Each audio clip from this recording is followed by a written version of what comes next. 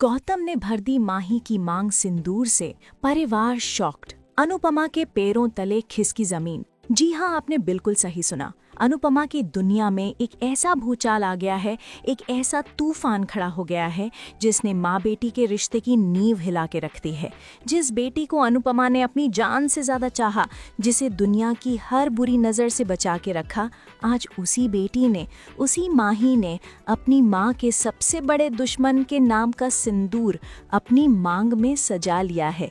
ये सिर्फ सिंदूर नहीं, ये अनुपमा के स्वाभिमान की राख है, जिसे गौतम ने उसकी बेटी की मांग में सजाकर उसके मुंह पर उड़ा दिया है। ये वो पल है जहां कहानी एक साधारण पारिवारिक ड्रामा से निकलकर एक मनोवैज्ञानिक युद्ध में तब्दील हो गई है। कैसे हुआ ये? क्यों हुआ ये? और अब आगे क्या होगा?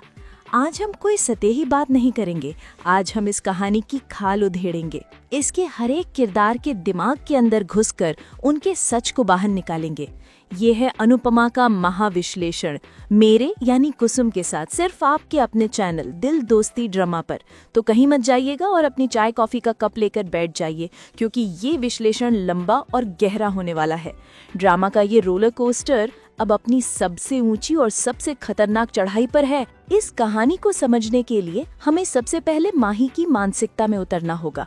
बहुत से लोगों को लग रहा होगा कि माही इतनी बेवकूफ कैसे हो सकती है, लेकिन दोस्तों, बात सिर्फ बेवकूफ की नहीं है। बात है सालों से दबे हुए एहसासात की। बात है अंडर कॉन्फिडेंट चाइल्ड सिंड्रोम की। माही हमेशा से अनुपमा की परछाई में रही है। उसकी माँ एक सुपर वुमन है जो पूरी दुनिया से लड़ जाती है, जो हमेशा सही होती है।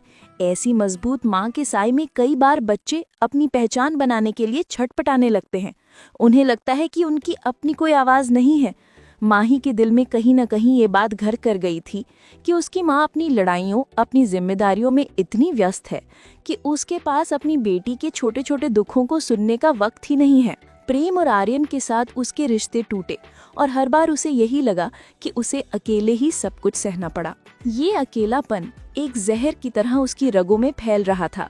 उसे प्यार की नहीं, एक सेवियर यानी एक बचाने वाले की तलाश थी, और गौतम ने इसी दुखती रग पर हाथ रखा। उसने माही को वो अटेंशन दी जिसकी वो भूखी थी। अनुपमा का प्यार त्याग और बलिदान वाला है, जो शायद माही की पीढ़ी को समझ नहीं आता। उन्हें प्यार जताने वाला चाहिए, और गौतम ने वही किया। जब गौतम ने उसकी जान बचाई तो माही के लिए वो सिर्फ एक इंसान नहीं, एक मसीहा बन गया। उसे पहली बार लगा कि कोई है जो सिर्फ उसके लिए खड़ा है, जो सिर्फ उसे देख रहा है, अनुपमा को नहीं। ये एक किशोरी का अपनी माँ के खिलाफ विद्रोह भी है, ये साबित करने की जिद कि मैं अपने फैसले खुद ले सकती हूँ। और देखो, मैंने एक ऐसा इंसान ढूंढा है जो तुमसे ज्यादा मेरी परवाह करता है। ये एक खतरनाक साइकोलॉजिकल खेल है जो माही अनजाने में खुद के साथ ही खेल रही है। वो गौतम से प्यार नहीं करती, वो उस आइडिया से प्यार करती है कि कोई उसे बचा रहा है, कोई उसे अनुपमा के दबदबे से आजाद कर रहा है। अब आते हैं इस कहानी के विलन गौतम पर। गौतम कोई मामूली विलन नहीं है जो सिर्फ चिल्लाता है या धमकी देता है। वो एक नार्सिसिस्ट है, एक ऐसा इंसान जिसे सिर्फ अपनी जीत से मतलब है, चाहे उसके लिए उसे किसी की जिंदगी ही क्यों न तबाह करनी पड़े। उसने अनुपमा को हराने के लिए सबसे सटीक हथियार चुना, उसकी बेटी। उसने अनुपमा की परवरिश पर ही सवाल उठा दिया। उसका प्लान एक सर्जिकल स्ट्राइक की तरह था, बिल्कुल सटीक और बिना कोई गलती किए। उसने पहले लव बॉम्बिंग का इस्तेमाल किया। माही पर अचानक से बहुत सारी अटेंशन, सहानुभूति और तारीफों की बौछार कर दी। उसे ये महसूस कराया कि वो दुनिया की सबसे खास लड़की है। जब माही किसी अपनी छोटी सी बात पर परेशान होती थी तो गौतम घंटों बैठकर उसकी बात सुनता था, जबकि उसे लगता था कि अनुपमा के पास 5 मिनट भी नहीं है। इसके बाद उसने बड़ी चालाकी से माही को उसके परिवार से आइसोलेट कर दिया। उसके मन में ये बात डाल दी कि उसकी माँ और उसका परिवार उसे नहीं समझते और सिर्फ गौतम ही उसका सच्चा दोस्त है। वो अनुपमा के हर एक एक्शन को तोड़ मरोड़ कर पेश करता। अगर अनुपमा माही को किसी चीज के लिए मना करती तो गौतम कहता, देखा, तुम्हारी माँ तुम पर भरोसा नहीं करती, वो तुम्हें कंट्रोल करना चाहती है। फिर उसने ट्रामा बॉन्डिंग का सहारा लिया, खुद को भी माही की तरह एक अकेला और सताया हुआ इंसान दिखाया। इस झूठे दर्द के रिश्ते ने माही को भावनात्मक रूप से गौतम से जोड़ दिया और आखिर में उसने एक संकट का निर्माण किया। वो जो करंट लगने वाला हादसा था, उसे एक बार फिर से सोचिए। एक शातिर बिजनेसमैन जो हर चाल सोच समझकर चलता है, क्या वो इत्तेफाक से सही समय पर सही जगह मौजूद था, या फिर ये एक केयरफुली प्लान्ड स्टेज परफॉर्मेंस थी जिसका हीरो भी वो खुद था और डायरेक्टर भी। गौतम जानता था कि अनुपमा पर सीधा वार करने से वो और मजबूत होगी, लेकिन अगर उसकी बेटी को ही उसके खिलाफ खड़ा कर दिया जाए तो अनुपमा अंदर से टूट जाएगी, बिखर जाएगी, और उसका निशाना बिल्कुल सटीक लगा। अब बात करते हैं अनुपमा की। अनुपमा की त्रासदी ये है कि वो सच देख सकती है लेकिन किसी को यकीन नहीं दिला सकती। वो एक ऐसी माँ है जो देख रही है कि उसकी बेटी खाई की तरफ दौड़ रही है, वो चीख रही है, चिल्ला रही है, लेकिन बेटी ने कानों में रुई डाल रखी है। अनुपमा का डर सिर्फ गौतम को लेकर नहीं है, उसका डर अपने अतीत को लेकर भी है। वो पाखी और परितोष के मामले में देख चुकी है कि कैसे उसके बच्चे गलत फैसले लेकर अपनी जिंदगी बर्बाद कर चुके हैं। वो माही के साथ वो इतिहास दोहराना नहीं चाहती, और इसीलिए जब उसकी सारी कोशिशें नाकाम हो गईं तो उसका सालों का सब्र जवाब दे गया। वो जो थप्पड़ था वो सिर्फ गुस्सा नहीं था, वो डर था, वो लाचारी थी। एक माँ की हार जो अपनी बेटी को बचाने में खुद को नाकाम महसूस कर रही थी। उस एक थप्पड़ में अनुपमा की पूरी पीड़ा समाई हुई थी। उसे लगा शायद ये थप्पड़ माही को नींद से जगा देगा, पर हुआ इसका बिल्कुल उल्टा। उस थप्पड़ ने माही को अनुपमा से भावनात्मक रूप से इतना दूर कर दिया कि गौतम के लिए अपना आखिरी दांव चलना आसान हो गया।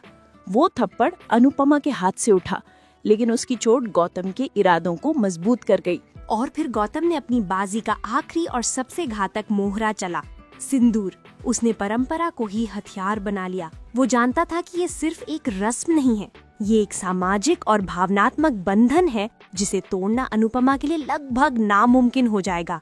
ये शादी प्यार का इजहार नहीं थी, ये अनुपमा के खिलाफ जीत का ऐलान था। हर चुटकी सिंदूर जो वो माही की मांग में भर रहा था, वो अनुपमा के सीने में एक कील की तरह गड़ रहा था। उसने माही से शादी करके उसे अपनी पत्नी नहीं, बल्कि अनुपमा के घर में अपना जासूस, अपना सबसे बड़ा हथियार बना लिया है। अब वो माही का इस्तेमाल करके अनुपमा को हर रोज हर पल मानसिक रूप से प्रताड़ित करेगा। वो घर के अंदर रहकर अनुपमा की हर चाल को नाकाम करेगा। जरा सोचिए उस घर का माहौल। पहले दिन का नाश्ता कैसा होगा जब अनुपमा अपनी बेटी के लिए चाय बनाएगी और गौतम कहेगा, नहीं, मेरी पत्नी सिर्फ मेरे हाथ की कॉफी पीती है। हर छोटी छोटी बात पर वो अनुपमा को ये एहसास दिलाएगा कि अब उसकी बेटी पर उसका कोई हक नहीं रहा। ये एक चेकमेट की स्थिति है जहाँ राजा अनुपमा को चारों तरफ से घेर लिया गया है और सबसे बड़ा मोहरा उसकी अपनी बेटी ही है। तो अब सवाल ये उठता है कि इस चेकमेट के बाद अनुपमा का अगला कदम क्या होगा? क्या वो हार मान लेगी? नहीं, अनुपमा हार मानने वालों में से नहीं है। अब अनुपमा का वो रूप सामने आएगा जो हमने पहले कभी नहीं देखा। अब वो सिर्फ माँ नहीं, वो चाणक्य बनेगी। उसकी पहली रणनीति होगी ऑपरेशन घर वापसी। वो किसी भी तरह माही को अपने साथ अपनी नजरों के सामने रखने की कोशिश करेगी। हो सकता है वो गौतम को घर जमाई बनाने जैसा कोई प्रस्ताव रखे ताकि वो अपनी बेटी को गौतम के जहरीले प्रभाव से दूर रख सके। ये घर में एक जहरीला सांप पालने जैसा होगा, लेकिन अपनी बेटी की जान बचाने के लिए शायद अनुपमा ये खतरा भी मोल ले ले। उसकी दूसरी रणनीति होगी मिशन पर्दाफाश। वो अनुज की मदद से गौतम के अतीत की हर एक कब्र खोदेगी। उसकी पुराने दुश्मन, उसकी टूटी हुई बिजनेस डील्स, उसकी धोखाधड़ी के हर एक सबूत को वो इकट्ठा करेगी। वो सिर्फ गौतम को बेनकाब नहीं करेगी, वो उसे आर्थिक रूप से कंगाल करने की कोशिश करेगी ताकि उसका घमंड टूटे। और उसकी तीसरी और सबसे अहम रणनीति होगी माइंड गेम्स। अब वो गौतम के ही खेल को उसी पर आजमाएगी। वो सीधे माही से नहीं लड़ेगी, इसके बजाय वो माही के सामने गौतम की अच्छाई का नकाब धीरे धीरे परत दर परत उतारेगी। वो ऐसी परिस्थितियां पैदा करेगी जिससे माही को खुद गौतम की असलियत पर शक होने लगे। जैसे वो अनजाने में गौतम की किसी पुरानी महिला मित्र का जिक्र कर देगी या कोई ऐसा पुराना खत माही के हाथ लगवा देगी जिससे गौतम का अतीत सामने आए। ये एक धीमी और धैर्य वाली लड़ाई होगी। इस मनोवैज्ञानिक महाभारत में बाकी किरदार क्या करेंगे? अनुज कपाड़िया अनुपमा का कवच बनेगा। जहाँ अनुपमा घर के अंदर लड़ेगी, वहीं अनुज बिजनेस की दुनिया में गौतम को घेरेगा। वो गौतम के हर प्रोजेक्ट को फेल करेगा, उसके हर इन्वेस्टर को तोड़ेगा। वो गौतम को इतना मजबूर कर देगा कि गौतम बौखलाहट में कोई ना कोई गलती जरूर करेगा। वनराज शार इस कहानी का सबसे दिलचस्प किरदार होने वाला है। वो अनुपमा से नफरत करता है, लेकिन वो अपने बच्चों को लेकर बहुत प्रोटेक्टिव है। वो गौतम में कहीं ना कहीं अपना ही अक्स देखेगा। हो सकता है नफरत के बावजूद अपनी बेटी को बचाने के लिए वो अनजाने में ही सही अनुपमा का साथ दे। सोची वनराज अनुपमा एक टीम बनकर गौतम के खिलाफ खड़े हों। ये शो का सबसे बड़ा टर्निंग पॉइंट हो सकता है। लीला शाब्बा समाज का आईना बनेंगी और अनुपमा पर ही इल्जाम लगाएंगी। तोशा और किंजल शायद इस मामले में न्यूट्रल रहने की कोशिश करेंगे, जबकि काव्या जो खुद धोखे का दर्द झेल चुकी है शायद अनुपमा की एक अप्रत्याशित सहयोगी बनकर उभरे। दोस्तों, ये कहानी अब सिर्फ एक सीरियल नहीं रही, ये एक सबक है। ये हमें सिखाती है कि कैसे हमारे अपने घर में हमारे बच्चों के अकेलेपन और हमारी व्यस्तता से पैदा हुई खाली जगह को कोई बाहरी इंसान भर सकता है। यह हमें दिखाती है कि बगावत और बेवकूफी के बीच की लाइन कितनी महीन होती है। आपको क्या लगता है, क्या अनुपमा अपनी बेटी को इस चक्रव्यूह से निकाल पाएगी, या इस लड़ाई की कीमत उसे अपने माँ बेटी के रिश्ते को हमेशा के लिए खोकर चुकानी पड़ेगी? क्या कोई ऐसा ट्विस्ट आ सकता है जहाँ माही खुद गौतम के खिलाफ कोई चाल चल रही हो? अपनी कल्पना के घोड़े दौड़ाइए और मुझे कमेंट्स में बताइए कि आप इस कहानी को आगे कैसे बढ़ते हुए देखना चाहते हैं। अगर आप अनुपमा की जगह होते तो आपका पहला कदम क्या होता? अगर आपको ये डिटेल परत दर परत विश्लेषण पसंद आया हो तो इस वीडियो को अपना प्यार दीजिए एक बड़ा सा लाइक करके, और इसे हर उस इंसान के साथ शेयर कीजिए जो सिर्फ सीरियल नहीं देखता बल्कि उसके किरदारों को जीता है। और अगर आप चाहते हैं कि ड्रामा और विश्लेषण का ये सिलसिला यूं ही चलता रहे तो दिल दोस्ती ड्रामा को सब्सक्राइब करना और वो घंटी वाला आइकन दबाना बिल्कुल मत भूलिएगा। मैं कुसुम आपसे मिलूंगी बहुत जल्द एक और भी गहरे और मजेदार विश्लेषण के साथ। तब तक अपना ख्याल रखिए और सोचते रहिए कि इस शतरंज की बिसात पर अगला कदम किसका होगा। देखते रहिए दिल दोस्ती ड्रामा।